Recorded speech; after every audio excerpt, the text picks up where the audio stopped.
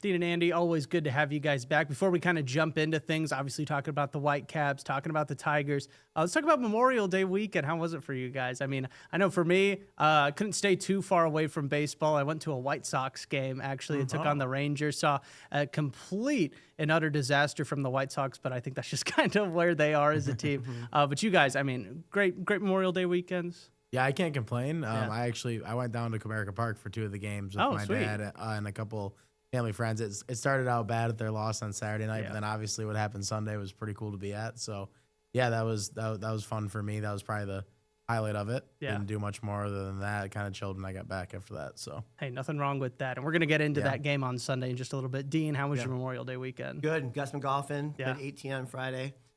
Played Sunday out by a friend's cottage. Worked the Whitecaps doubleheader on Saturday. That was a nice long day. That ended very well. We'll talk about that later. Spent some family time with my daughters. So yeah, it was good. Yeah, no, definitely a good time to relax. What'd you shoot when you went golfing? Do you want to disclose that on question here? every time. A little over 100. Hey, that's not I bad. should have broke 100, but I didn't. So Yeah, 3 you or know 4 what? blow-up holes, but that's just my game. It happens. It happens to the best of happens. us. All right, awesome. Well, guys, of course, we wanted to first off by start talking about the West Michigan Whitecaps. At the time of when we're recording this, they're taking on the Dayton Dragons all week long. They're out on the road. Currently, they are 31-15, a run differential of plus 88. That's nearly double the next highest run differential in the league. It's kind of like what we've been seeing with the Tigers, too, just really everybody contributing to wins on both sides of the plate. Yeah, they're kind of feeding off each other, right, between the Tigers and the Whitecaps. Both are playing really well. You have a little losing streak, and then they'll snap out of it and get a good performance. What I was very impressed with when I was there on Saturday is their ability to find ways to win. We talk about that a lot on this podcast, where like good teams find ways to win, and the Whitecaps did that. They were up against a couple really good pitchers on Saturday, and they lost the first game. They were shut out for only the second time this year. And then the second game, they trailed the entire game, and Patrick Lee steps up, 2 outs, 2 strikes, bottom of the 9th inning, and he hits a home run to tie it, which I felt good for him because he had been struggling since being back up to West Michigan. He had gone like 0 for 12, 0 for 14, something like that, and so he had a hit before that, I think in the 7th, then the big home run in the 9th, and then Bennett Lee came in the 10th with a sac fly to win it, and that just kind of carried them into Sunday. Where Sunday, they were trailing going into the 9th inning. Once again, very few hits. And all of a sudden, Isaac Pacheco steps up and hits a grand slam, walk-off to win it. So first walk-off grand slam for the Whitecaps, I think, in a very long time, if not forever. So, yeah, very exciting stuff. And then, obviously, the Whitecaps carried it on to yesterday when they scored in double-digit runs for the 7th time this season. So yeah, they're getting timely hits, they're getting solid pitching, and they're playing well. Yeah, no, I mean, kind of explaining to yourself that grand slam for Pacheco. I think a lot of Tigers fans, Whitecaps fans, probably saw the highlights somewhere on social media of that grand slam, even if you weren't at the stadium, and just to see the emotion. I mean, kind of he was throwing through the batting helmet down, the gloves are coming off, all that. It's like it just feels like this team is playing so together for being at this level of baseball. Like, kind of like, I mean, nothing I've ever seen before. That's for sure. I know you've been watching the Whitecaps like longer than I have, probably, or at least closer. But I haven't seen that in the 6-7 years I've been covering them a little bit closer now. I have not seen anything like this team. Pretty impressive to see what they've been able to do. I mean, 31-16 to be at the top of the Midwest Division is also very impressive. They're fulfilling what they said they were going to be, one of the better high-A rosters. I don't know if it's to ever play yet, but they're definitely one of the better ones this season, that's for sure. And even some of the guys you don't expect to, you don't hear the names all the time. They've been able to be good. Max Anderson's on a 17-game hit streak right now. I don't think anybody really talks about him, but he's been hitting the crap out of the ball. Peyton Graham's had some big hits. On Friday, he had the home run to tie the game up, even in the one they lost. And even when they do lose games, it doesn't feel like they're losing them by a lot. They're always in every game. They're competitive. It's just kind of how they are. I think that the trickle-down effect that we kind of talked about in the last podcast from the top of this organization with the Tigers all the way down, just all these minor league teams for the Tigers right now are finding their way towards the top of their divisions, and it's really, really impressive to see. And even with a couple losses on the last homestand, if you go 4-2, I think that's something you can be upset about. So, yeah, it's been a lot of fun to watch so far. And as long as this roster stays the same and doesn't change very much, I think it could be this exciting for a while. Yeah, sorry, a couple things, Phil. Like, you just watching some highlights of Max Clark, and a couple things. So Laney went out to interview the Whitecaps last week and did a story, and she interviewed both Max Clark and Pacheco. Then they went out last week and hit grand slams. So there's something there.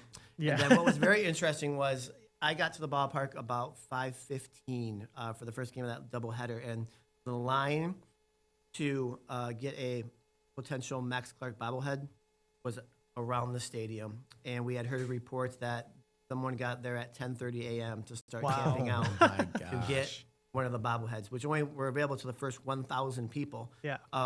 But it was absolutely crazy.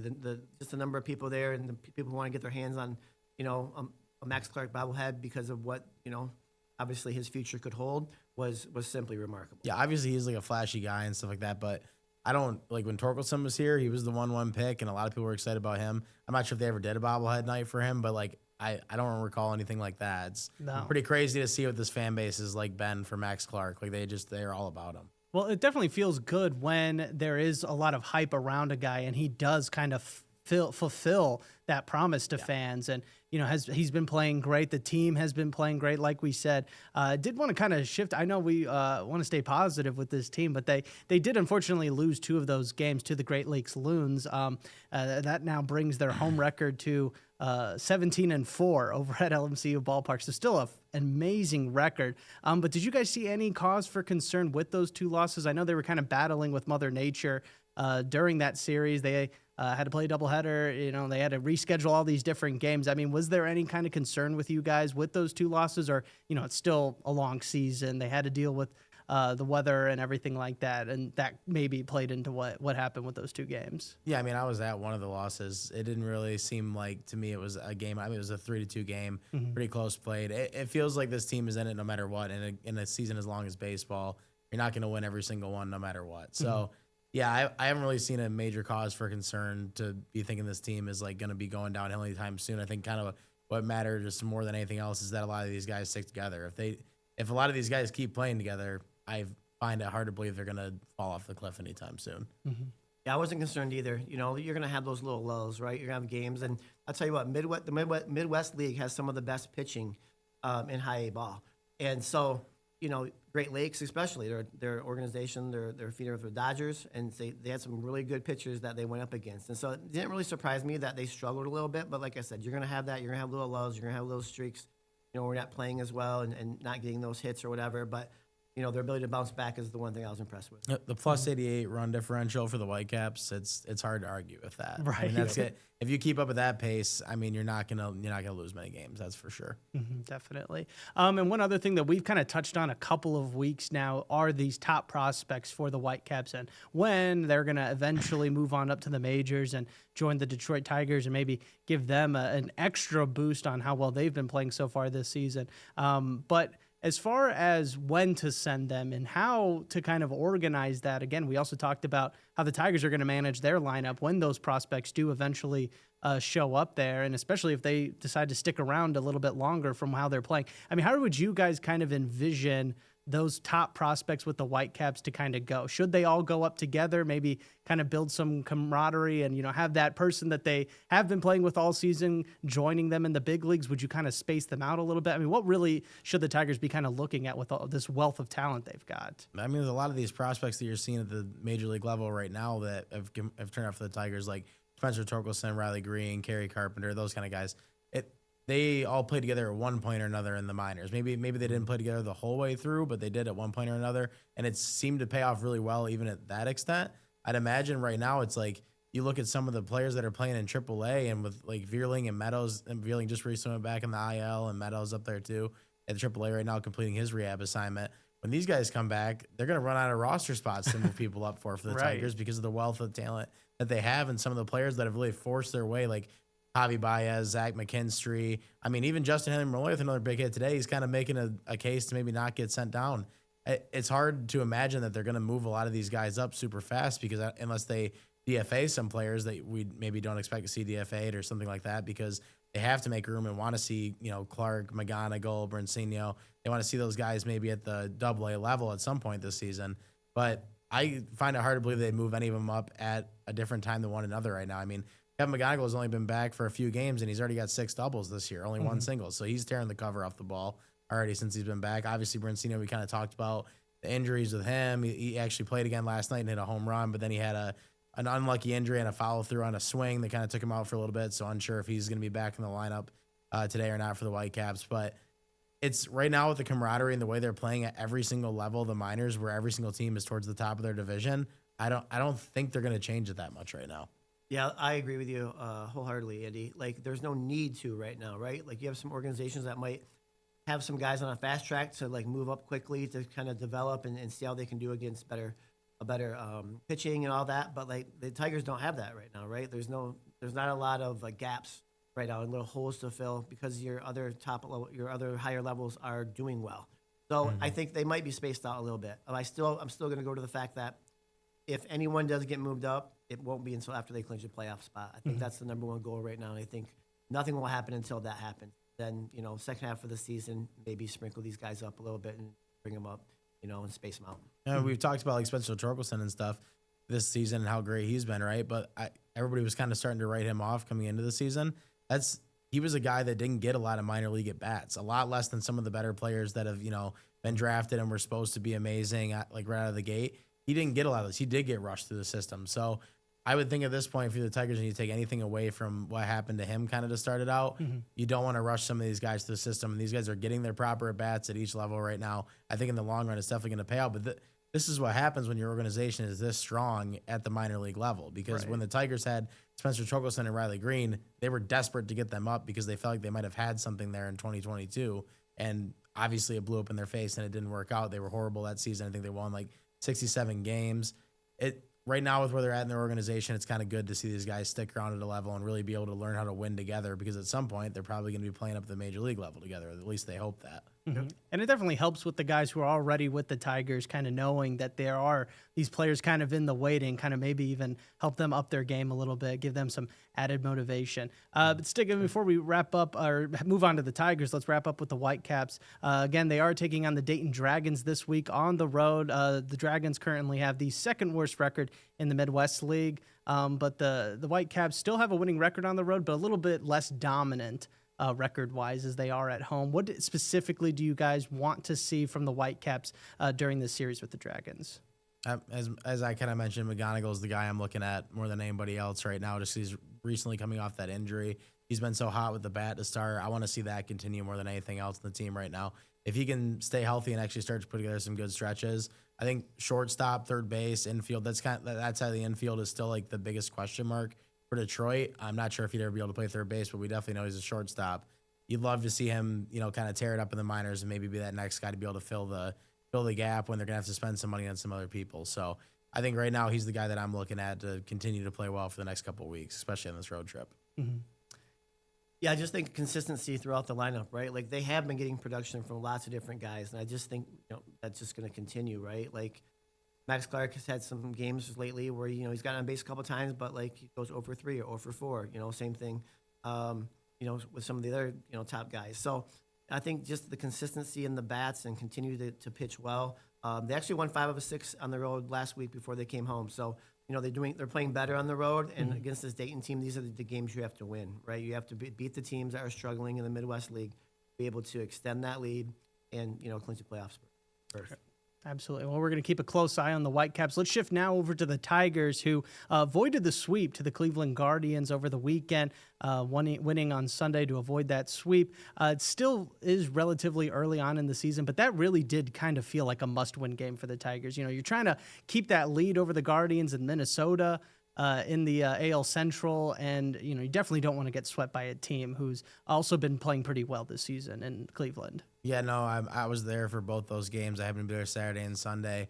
It definitely felt like leaving the ballpark Saturday night. That was kind of the vibe. Like it felt like losing 3 games to Cleveland. Like, obviously, you're not going to say the season's over. Some fans probably would, but you're not going to say the season's over if they were to get swept by Cleveland or anything like that, because they've been so good. But it just felt like the air was kind of getting taken out of the balloon a little bit if they weren't going to do what they just did against San Francisco, which is to sweep them. But obviously that time you couldn't predict it.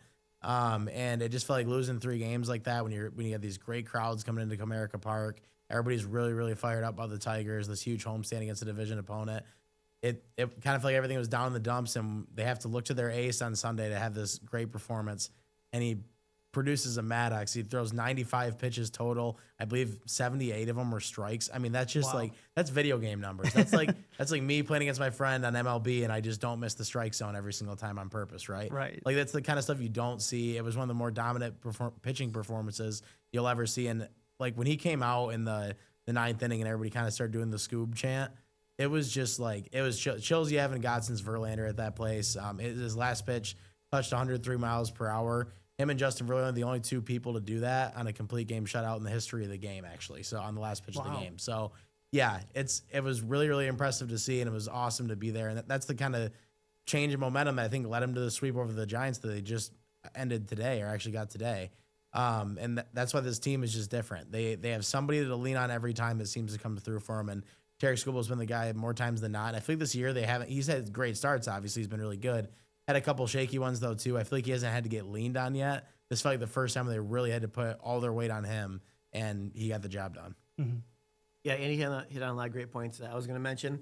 He's just your losing skid stopper, right? Like you can expect to win almost every 5 days when Scooble's on the mound, right? Like it's just something that like even when they have a tough stretch, you turn to your ace, you turn to the best pitcher in the majors right now, in my opinion, and he's going to go out there and do what he did. He got a little emotional. First complete game ever. And I saw something the other day. Justin Verlander had 26 complete games, has had 26 complete games. I know it's a different era of baseball and the way that managers and the way that, pitch counts and just, saving arms and stuff like that. So I know it's a different day and age as far as complete games go. But, his first complete game, and I think he wanted to prove to everybody, like, hey, I can go out and pitch a complete game and help my team to a win. And it was super impressive. I got goosebumps as well just kind of watching it, just – all the fans just standing up and just with every single pitch just screaming, and it was great to see. And I do think that was kind of a springboard to the next 3 games against San Francisco, because you don't want to have a long losing streak at home, right? No, and so like it was super important to kind of get their confidence going again. And you saw it today. Down 3-0, they come back and score 4 unanswered, and they get that win today. If anybody argues with you that he is the best pitcher in baseball, or isn't the best pitcher in baseball right now, right? He is the best pitcher in baseball right now. There is not a question about it. I mean, he's been phenomenal. It was like maybe the argument, is he the best lefty? No, he's the best pitcher in baseball. I mean, what he just did the other day proved that again. So it's just at that point now. Yeah, complete game shutout, 13 Ks. I mean, just an incredible performance, and kind of jealous of Andy getting to see that in person. But kind of awesome. jumping, Right? yeah, That was awesome. Right. I like just experienced that too with like my dad and stuff. Like I get to see working in the business. Like I get to see these moments. I got to cover a couple of their playoff games last year, stuff like that. I get to see some of the bigger moments. Like to see him as like a fan going to this game and just being like that jacked about it. Yeah. It was awesome to see, and like everybody else too. Like Detroit is such a special sports city when the teams are that good. And it's just awesome to see right now. Everybody's feeding off everything. Like Saturday night in Detroit, I mean, it was standstill traffic till well into the very late hours. Like that's just not what it's been like down there in the last 10 years. So it's awesome to see with the sports teams right now. And kind of sticking on that talk about Scooble, I mean, just how dominant he was, and kind of making Dean's point a little bit more. When you have a guy like that, I mean, how nice is it to know that you've got a real one-of-one ace up your sleeve that, come playoff time, he's going to be starting game 1. He's going to be pitching well all throughout the season. Just when you do have those situations when you are on the brink of maybe getting swept and you can turn to a guy like that, I mean, that is just a really nice piece to have for this Tigers team. Yeah, it just gives the whole team complete confidence. Even like you said, Phil, even if they're struggling, you put Scooble on the mound and you're going to get a great effort. You're more likely you're going to get a win. And so, and that just, helps everybody involved as far as having confidence in that ace pitcher and, the best pitcher in the major leagues right now to go out and do what he does. And, he's obviously getting better each start that he's had over the past 3-4 weeks. So, we're going to have to pay him at some point, and you should never, ever let Terry Scoobble leave Detroit. No. So, you're going to have to open up the checkbook, but, at some point, you're going to have to pay him because you don't want him going anyplace else. If you are an organization that desires being a World Series contender for the coming years, he's going to be that piece that's going to help you do that. Yeah, Well, I mean, sorry. No, go ahead. Sorry, Scott Boras, obviously. like as his agent, he's gonna want a lot of money in the future. I think that's what people kind of fear. But at this point, like I feel like Tarek himself is gonna have at least a good amount of the say in the decision. I don't know if he'll take a hometown discount or anything like that. Obviously, they're gonna have to pay some other people too, like Riley Green, maybe Torkelson if he keeps the season up. But obviously, not the money that Scooble's gonna probably want. And he deserves. I mean, if he keeps pitching at this level and he does this all the way through the rest of the season, you can't deny it. Like he probably should be the highest paid left-hander in the game, if not the highest paid pitcher in the game. And it just the first time since probably 2013 when they had that rotation with Verlander, Scherzer, Sanchez, Pfister. It just feels like I mean, Scooble obviously does feel like a win every single time he goes out there. It could be any of these guys that go out and pitch. Like Joe, Mize, Flaherty, any of these guys that go out and pitch every day feel like the Tigers have a chance to win because of their pitching, and it really hasn't felt that way in like 10 years. So it's just a lot different. I feel like a lot of these starters feed off of Tarek Skubal. I feel like it's so important to have him at the top of the rotation because it kind of sets the bar. Like if you're watching that guy pitch every fifth day and you're on his team, you don't want to be the slouch that doesn't come out and produce the win. So it just feels like they're all feeding off each other just as much as they are in the offensive side of things. In that lineup, it feels like they're doing that in the pitching rotation too.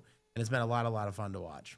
Absolutely. You know, I was seeing some, you know, it's social media, so take it with a grain of salt, but I did see some people say that, you know, maybe Detroit should possibly look at moving Skubal before they have to pay him and, you know, get some additional help. But I mean, we've been talking about it for the past couple of weeks. The Tigers are deep, so it doesn't really feel like a point, a real argument to maybe get rid of him. But as far as paying him, I mean, it is going to become a topic of conversation soon, sooner rather than later. People don't believe that he's this good, or people don't believe. I think that the Tigers are this good. I don't think people believe that their lineup is this good. I think they look at some of these names and think about the last 3 years before this, and they just don't want to believe that some of these guys are excelling and like starting to hit their peak, like the start of their peak, and they really just are that good right now. And there was that one article out there written by that Ohio State fan that some people are talking about. It's just like a Barstool type blog, so it's not really anything to take seriously. But a lot of people did take it seriously about how like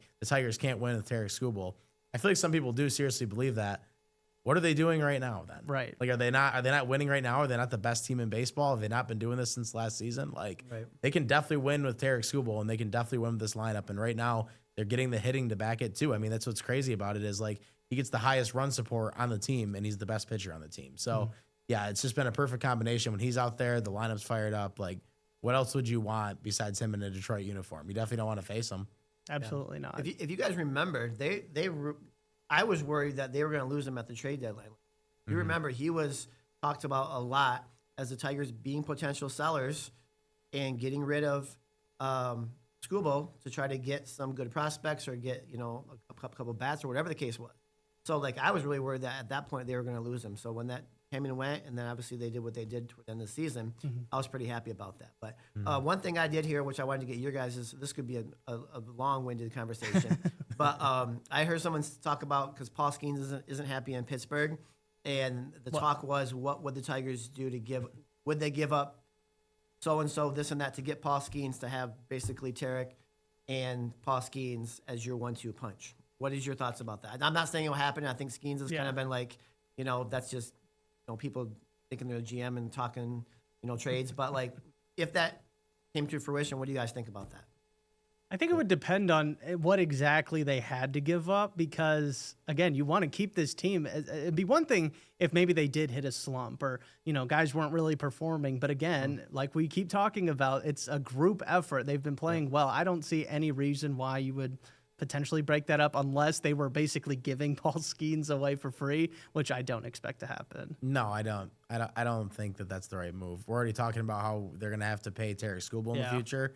I mean, what, are you just going to get him for the season? Obviously, you want to make a push for the World Series, and I think right now, if you're the Tigers, you should do that. But again, I mentioned this last week when we kind of brought up the trade deadline. For me, it's the bullpen over anything else. I think you've really started to see some holes in this bullpen a little bit, and some of these like middle innings where they've been allowing some runs, especially in that Cleveland series, which is a really good contact team as they are. That's the kind of team that's going to beat the Tigers in the playoffs right now if they don't find somewhere swing and miss in the back end of that bullpen. So, yeah, Paul Skeens would obviously be great. Who wouldn't want him? I mean, he's obviously right there for being one of the best pitchers in baseball right now. But I think I saw in some of those mock trades that you're probably referencing, it was like Max Clark, McGonigal, Brincino, and even like Colt Keith was thrown in on one of them too. I'm like, that is not worth one pitcher in almost any state, because out of those 4 guys, at least 2 of them are probably going to turn out to be really good major league players. So it's just, to me, that's not worth it at all. Yeah, maybe if you were missing an ace, you might think twice about it. But if you have Skubal, if they're still doing pitching chaos like they were towards the end of last year, then yes, I'd be like, they definitely need that kind of arm. But imagine if you had the 2 best players in baseball, especially in the playoffs. It would be crazy. That would be crazy. You know what I'm saying? I don't know if they'd be very hard to beat. I look back to when they got David Price, and they did that years ago, and then he ended up not pitching that well in the playoffs, and or he didn't get any run support during the regular season. That whole thing, pitching can still only get you so far when somebody goes every 1 of 5 days. I mean, I think right now too, their rotation, like I just mentioned, I feel like they have a chance to win every single time they go out there with who they got. So yeah, I don't know. Obviously Paul Skeens is a shutdown arm. Who wouldn't want him? But I like what they got right now. Absolutely. Yeah, no. Paul Skeens, obviously a great player, but again, Tarek Skubal having a great year. I got some stats, what he's been doing so far this year. So he's in his 11 starts, he has 92 strikeouts. So he's averaging almost 9 strikeouts every time he takes the mound. He's in second place in the majors behind Washington's Mackenzie Gore. He has 6 wins in those 11 starts. He's 14th in ERA with 2.49, and he only has 7 walks in those 11 starts. So really great numbers. I mean, guys, is he the favorite? Or is he, I guess he probably is the favorite, but is he an overwhelming favorite to repeat as a Cy Young winner? I think so. Yeah. I mean, at this point in the season, you can't name me somebody else who's more deserving right now at this stage. So, as dominant has been, as we talked about, and everything he has going, limiting the walks, getting the, the whiffs, and it's just, something that, he's just kind of, I think last year, he's just kind of feeding off what he did last year, right? Mm-hmm. And he was the favorite for most of last season, once he started pitching well, and then obviously he did win it. But no, I don't see anybody else who would be favored right now. Mm-hmm. Google gives up 4 runs and people freak out. I mean, that tells you like how good he really is. I don't think there's anybody that's taking away the title from him right now. Obviously, again, I mean, there's almost 60 games in now.